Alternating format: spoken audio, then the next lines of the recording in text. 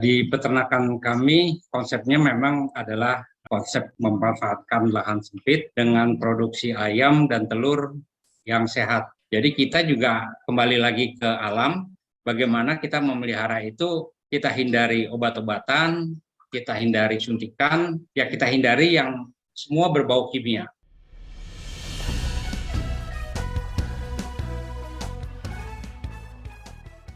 Salam perspektif baru untuk Anda, pemirsa acara ini di media sosial YouTube dengan nama akun Perspektif Wimar TV.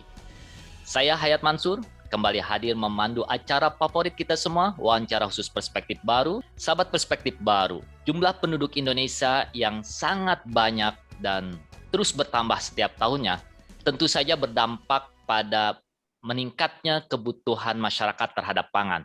Salah satunya adalah kebutuhan terhadap protein hewani, yaitu daging ayam dan telur.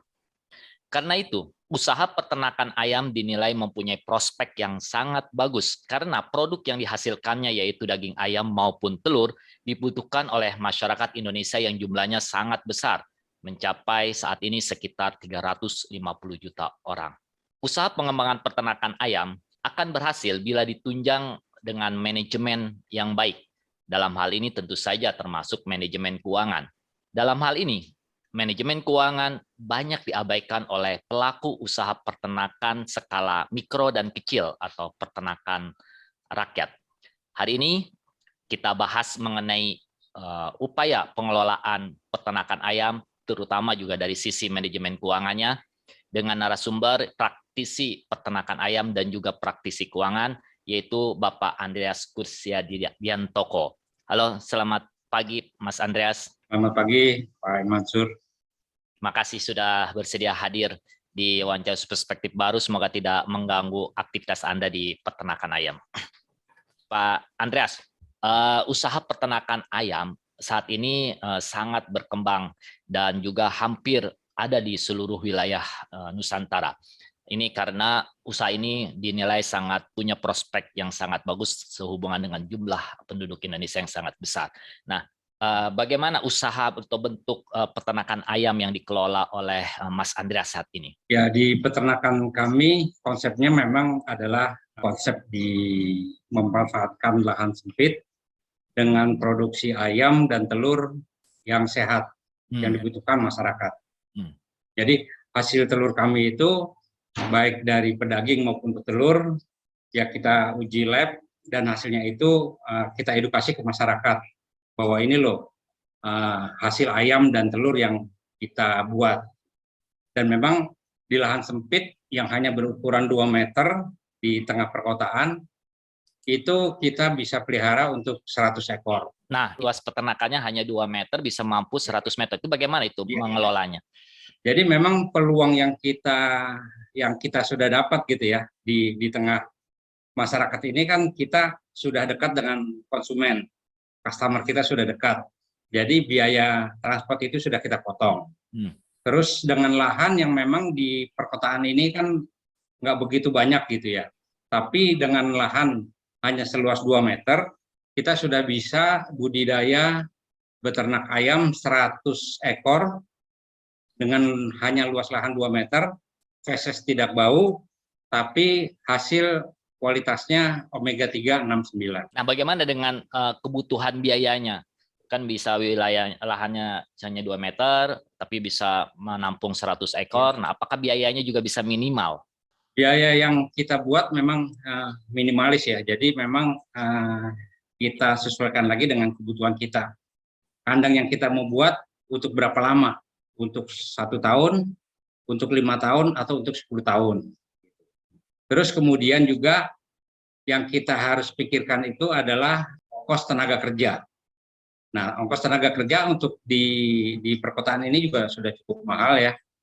Tapi kalau hanya untuk 100 ekor, itu kita tidak perlu tenaga kerja, tapi bisa kita kerjakan sendiri. Peluang kita yang kita tangkap adalah konsumen sudah dekat dengan kita, gimana caranya masyarakat juga mendapatkan makanan yang mempunyai khasiat bagus gitu ya bagi tubuh, karena yang kita masukkan bagus, yang berarti yang untuk diproses juga bagus. Tapi kalau yang kita masukkan juga racun, ya istilahnya yang kita proses adalah racun itu sendiri.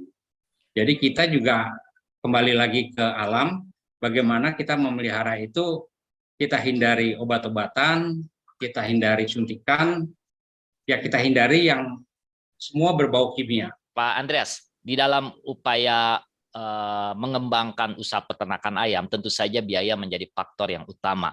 Nah, tadi kan Anda sudah mengatakan bisa menghindari dengan obat-obatan dan juga itu. Nah, kalau menghindari obat-obatan dan juga racun itu, apa saja biaya untuk pengembangan peternakan ayam ini? Ya, jadi untuk biaya di peternakan ayam ini yang memang paling besar itu adalah pakan. Jadi kita nggak bisa merubah pakan itu dengan kita rubah sendiri gitu ya.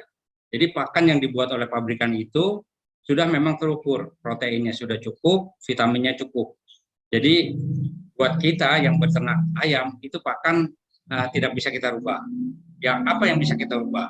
Yang bisa kita rubah itu adalah kandang.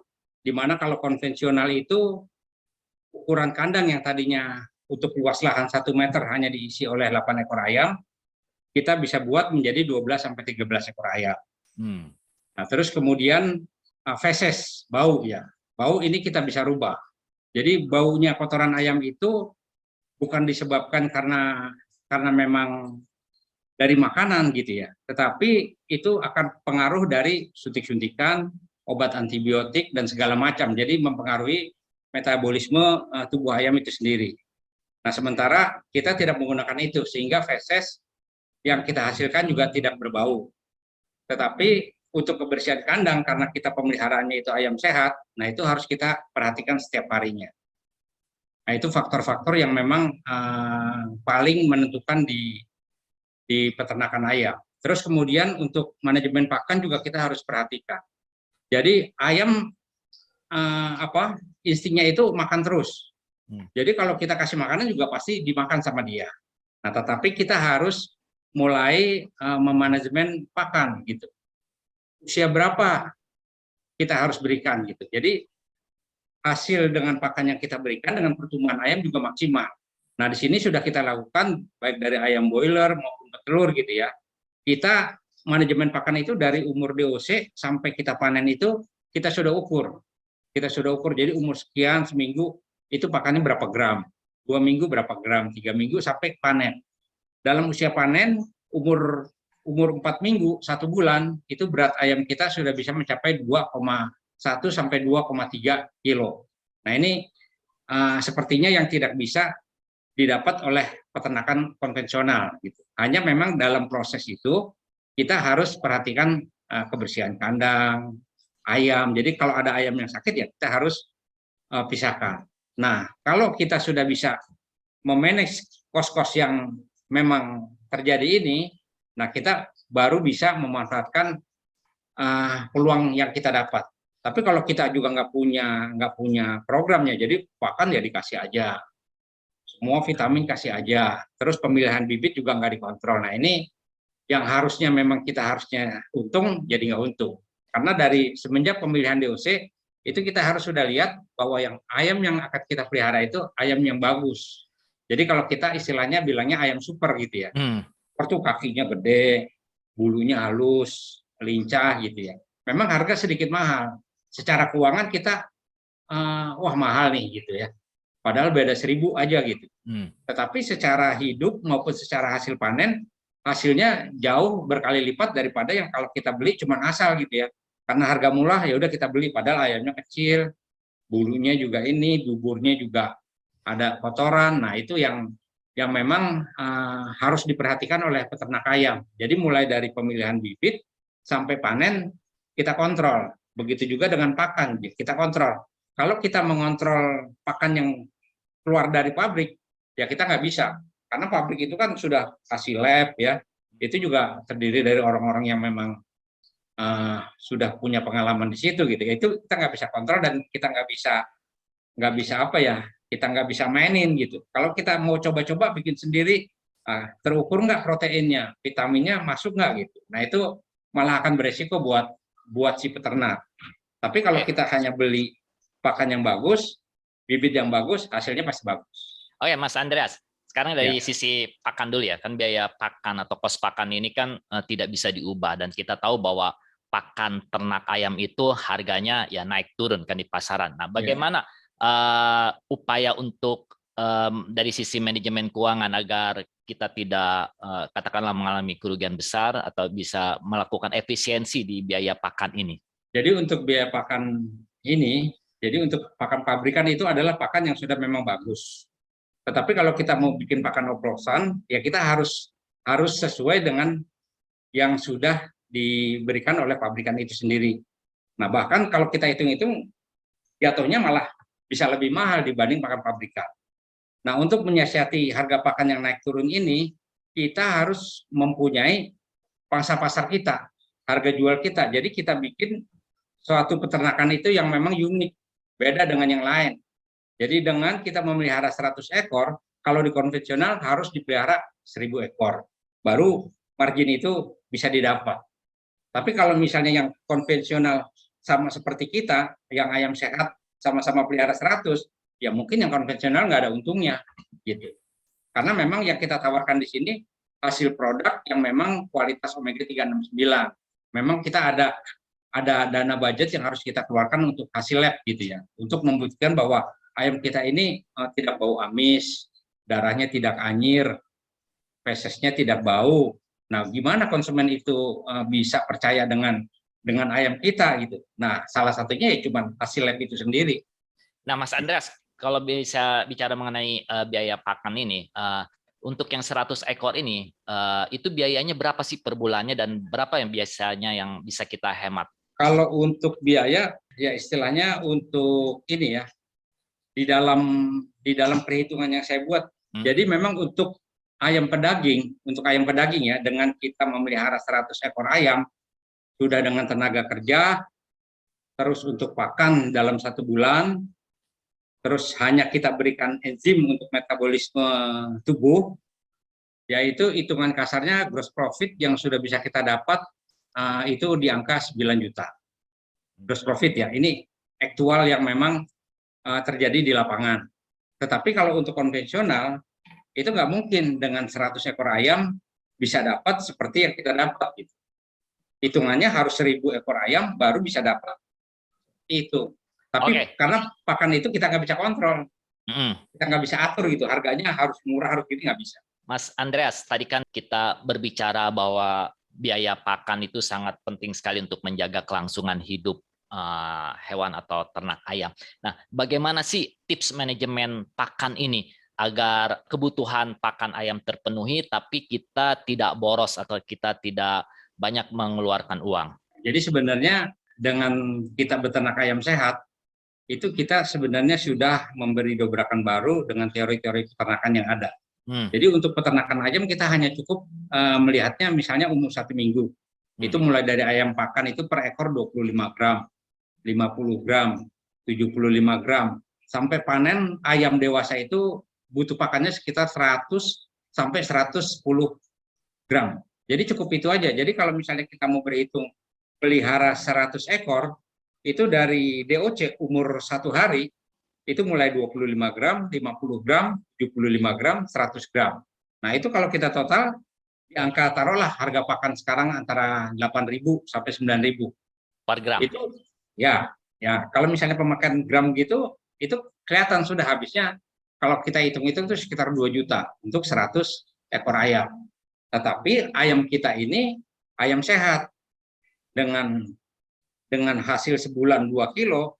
Nah, di komunitas kita itu untuk ayam sehat yang mengandung omega 369, tidak kolesterol, tidak ada bakteri salmonella, itu kita jual per kilo 75.000. Tetapi kalau misalnya memang kita dari peternak, fokus kita itu bukan hanya kepada konsumen, tetapi minimal kita sendiri dapat makan hasil peternakan yang memang kita ternak sendiri.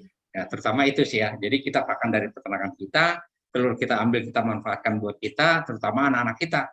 Karena telur kita itu sendiri juga mau dimakan tiap hari juga nggak masalah gitu, masih oke-oke aja. Jadi memang untuk manajemen pakan ini, ya istilahnya kalau tadi orang bekerja kan sudah terbiasa tuh ya, terbiasa dengan berhitung, dengan berkalkulasi. Saya pikir juga malah lebih enak sebenarnya, lebih enak, dan kita juga nggak terlalu sulit seperti teori-teori peternakan kan, harus pakannya ini, nanti umur 1 minggu disuntik ini, umur seminggu lagi antibiotik ini. Nah, kita hanya cukup dengan pakan yang sederhana, yang kecil 25, 50, 75, 100 sudah panen.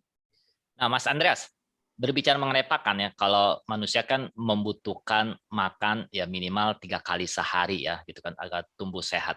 Nah, bagaimana dengan usaha peternakan ayam? Apakah memang ayam juga harus makan 3 kali sehari, ataukah memang tiap waktu dikasih makan biar cepat gede sehingga hasilnya besar? Nah, Kita cuma bedakan di sini dari 2 jenis ayam aja. Kalau yang namanya ayam pedaging, dari DOC sampai kita panen, itu kebutuhan pakan harus selalu ada di kandang ya.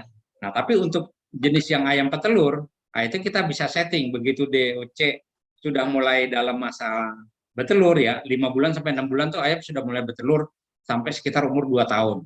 Nah, itu kebutuhan pakan dia itu kan 100 gram sehari gitu. Jadi kalau misalnya ada 10 ekor ayam, ya kita hanya mengasih makan 1 kilo sehari. Nah, dalam 1 kilo sehari ini kita mau bagi bagaimana gitu, mau pagi sama sorenya aja atau mau pagi, siang, sore. Jadi tergantung kita yang memelihara ayam nih di rumah, kita punya waktunya sempatnya apa? Oh, saya sempatnya pagi sama sore aja deh karena siang aktivitas. Tapi ada juga yang ya udah saya siang juga ada waktu, jadi saya bisa pagi, siang, sore. Tapi semuanya tetap dalam kapasitas 100 sampai 110 gram. Jangan lebih. Jadi ukurannya adalah takarannya ya, bukannya waktunya 1, 2, 3 kali sehari atau takaran. Nah, mengenai peternakan ayam ini juga faktor penting adalah kebersihan kandang atau kebersihan dalam pemeliharaan ayam. Dan ini sering diabaikan oleh para peternak untuk usaha mikro dan kecil sehingga banyak ternak ayamnya yang pada mati. Nah, bagaimana biaya pemeliharaan kandang yang minimal tapi bisa menghasilkan ayam yang sehat, Pak Andreas? Jadi untuk kandang minimal dengan ukuran 2 meter, kita bisa beternak 100 ekor ayam, itu kita membuatnya 2 meter kali tinggi 2 meter. Jadi kita bagi menjadi 4 tingkat. Jadi kayak rumah susun gitu ya? Ya, kayak rumah susun 4 tingkat. Tetapi dalam setiap tingkat kandang itu, kita ada space untuk kotoran ayam itu sekitar 5-10 cm. Jadi kita bisa kasih fiberglass gitu ya, untuk tempat kotorannya, dan itu kita bisa bersihkan setiap hari. Jadi karena kita ini bicara ayam sehat, jangan sampai kotoran ayam itu terserap lagi oleh kegiatan ayam itu sehari-hari. Jadi minimal kita bisa bersihkan sehari sekali, minimal ya. Tetapi kalau misalnya kita ada waktu, bisa kita bersihkan sehari 2 kali. Nah, itu memang kegiatan yang rutin untuk pemeliharaan ayam yang benar-benar sehat. Harga kandang pun juga tergantung dari kemampuan peternak masing-masing gitu Pak. Jadi ada yang mampunya misalnya membuat dari kayu reng ukuran 2x3 atau ukuran 3x4 ya silakan. Ada juga yang dari baja ringan karena harga lebih murah ya pakai baja ringan juga boleh. Ada yang misalnya besi siku karena di peternakan kita lebih ke arah besi siku karena besi siku dengan alas yang plastik ketahanannya itu bisa 10 tahun ke atas. Jadi memang harga di awal memang cost-nya lebih mahal gitu ya. Jadi kalau kita pernah buat itu ukuran 2 meter dengan susun 4 tingkat dengan ketahanan 10 tahun ke atas ya sekitar 10 juta. Itu kita udah bersih, udah tempat pakannya juga kita buat dengan paralon, tempat minumnya juga seperti itu, udah ada lampu, udah ada alas kandangnya dengan plastik. Tetapi kalau misalnya cost-nya sedang-sedang dia mau belajar dulu, ya dia bisa bikin pakai kayu reng ukuran 3x4, susun 4. Yang penting memang kita sudah mulai berlatih dengan 100 ekor, kita harus bisa panen sebulan dengan berat sekitar minimal 2 kilo. Nah, bagaimana itunya? Nah, itu sebenarnya di ayam sehat itu adalah proses tiap hari yang kita lakukan. Jadi bukan di akhir. Apa yang paling penting atau kunci dari pengelolaan peternakan ayam ini agar bisa bertahan dan berhasil dari sisi manajemen keuangan? Ya, kalau menurut saya melihat dari manajemen keuangan ya. Jadi yang memang membuat kita itu berhasil, kita sudah dekat dengan pasar. Jadi ya, kita tidak membutuhkan lagi transportasi. Terus yang kedua, untuk tenaga kerja. Tenaga kerja kalau dengan sistem ayam sehat ini kita nggak perlu rekrut orang atau tambah orang, tapi bisa kita lakukan sendiri. Nah, itu dua faktor ini sudah sangat besar gitu nilainya. Nah, terus yang ketiga adalah harga jual. Harga jual ayam sehat ini kan ayam premium ya. Istilahnya kita tidak ada suntik-suntikan, tidak ada obat kimia, ada yang sakit ya kita pisahin. Kalau misalnya sampai juga tidak tertolong ya bisa kita langsung potong gitu. Tetapi kita nggak ada, walaupun dia sakit kita nggak kasih obat-obatan, kita nggak kasih suntikan gitu. Jadi memang kita biarkan apa adanya. Nah, yang paling unik ini adalah memang untuk ayam sehat ini pemainnya belum banyak. Terus edukasi masyarakat juga masih belum maksimal. Jadi masyarakat yang pengen tahu apa sih manfaatnya daging ayam yang ada omega 3, 6, 9 itu masih kecil banget gitu. Jadi masih belum semua, sampai di kalangan menengah atas pun mereka juga masih senang ya makan ayam ya. Ayam toh sama aja gitu. Padahal kalau kita lihat prosesnya nggak sama, beda. Yang sini banyak bahan-bahan zat kimia, yang sini murni dengan ayam biasa, tapi kandungan protein gizinya besar gitu. Nah, peluang yang kayak begini, ini saya lihat pemainnya masih sedikit sekali gitu. Jadi pemainnya juga belum banyak, tapi juga konsumen yang mengerti ini juga belum banyak gitu. Jadi masih imbang sebenarnya gitu. Dan ini peluang prospeknya juga jauh lebih besar dibanding kalau kita berbicara mengenai teori peternakan ayam konvensional. Karena kita uber-uberan dengan harga pakan, vitamin, obat-obatan. Nah, yang diuntungkan bukan kita, tapi produsen pakan, produsen obat-obatan, produsen vitamin. Jadi memang peluang yang kita lihat dari sisi keuangan ini sebenarnya jauh lebih menarik dibandingkan dengan jenis usaha lainnya gitu ya. Selain kita juga membantu masyarakat untuk makan sehat, terus masyarakat juga menjadi lebih pintar gitu kan. Ya, istilahnya secara psikologis apa yang kita jual ini membantu untuk kesehatan masyarakat juga. Oke, terima kasih Mas Andreas atas perspektif dan tips Anda. Dan ingat sahabat perspektif baru, jika Anda tertarik dengan peternakan ayam, dan saat ini tadi Mas Andreas katakan prospeknya bagus, dan bisa Anda ajukan pertanyaan di media sosial kami di YouTube Perspektif Wimar TV. Sampai jumpa di wawancara perspektif baru berikutnya.